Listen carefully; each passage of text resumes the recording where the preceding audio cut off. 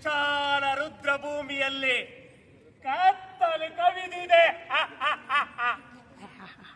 ಅಸಂಖ್ಯಾತ ವೀರ ಯೋಧರ ಸತ್ತ ಎಳಗಳು ಕಣ್ಣ ಮುಂದಿದೆ.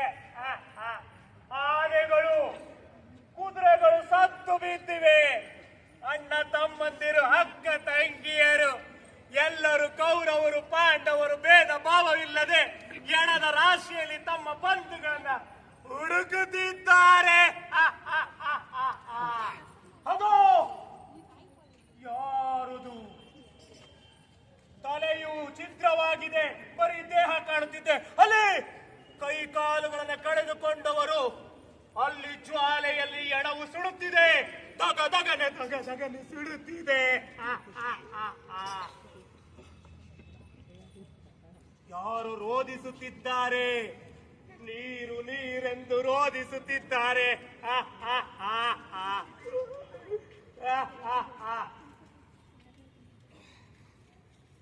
ಅಯ್ಯೋ, ಯಾರಾದ್ರೂ ನೀರು ಕೊಡಿ, ನೀರು ನೀರು, ಅಣ್ಣ ಅಣ್ಣ ನೀರು ಕೊಡಿ, ನೀರು ಕೊಡಿ, ಗಂಟಲು ಕಟ್ಟುತ್ತಿದೆ, ಕುಡಿಯಲು ನೀರು ಕೊಡಿ.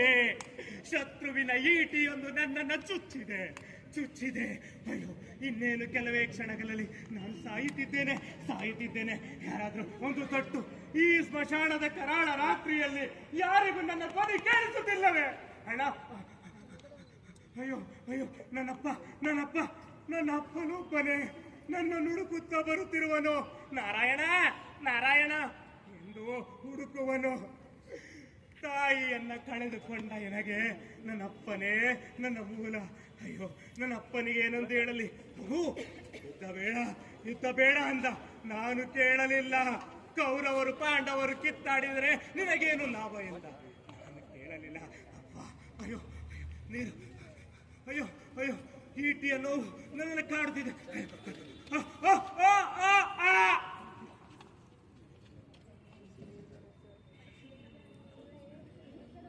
ಯಾವುದು ಸೈನಿಕನು ಗೋಗರೆದುಕೊಂಡು ಸಾಯುತ್ತಿದ್ದಾರೆ. ಸತ್ತು ಹೋದ. ಹೇ ಮನುಷ್ಯ, ನಿನ್ನ ಸ್ವಾರ್ಥಕ್ಕೆ ಎಷ್ಟು ಜನ ಬಲಿಪಶುಗಳಾಗಬೇಕು? ದುರ್ಯೋಧನನ ಊರು ಭಂಗನಾಗಿದ್ದ, ತೊಡೆ ಮರೆದುಕೊಂಡು ಬಿದ್ದು ಬಿಟ್ಟ. ದುರ್ಯೋಧರು ಸೋತನಲ್ಲ, ಭೀಮನು ಗೆದ್ದನಲ್ಲ.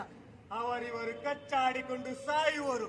ಮನುಷ್ಯ, ಸಕಲ ಜೀವರಾಶಿಗಳಲ್ಲಿ ನಿನಗೆ ಒಳ್ಳೆಯ ಗುಣವಿದೆ, ಆದ್ರೆ ನಿನ್ನಷ್ಟು ಸ್ವಾರ್ಥಿ ಯಾರಿಲ್ಲ. ಯಾರು ಬರುತ್ತಿದ್ದಾರೆ?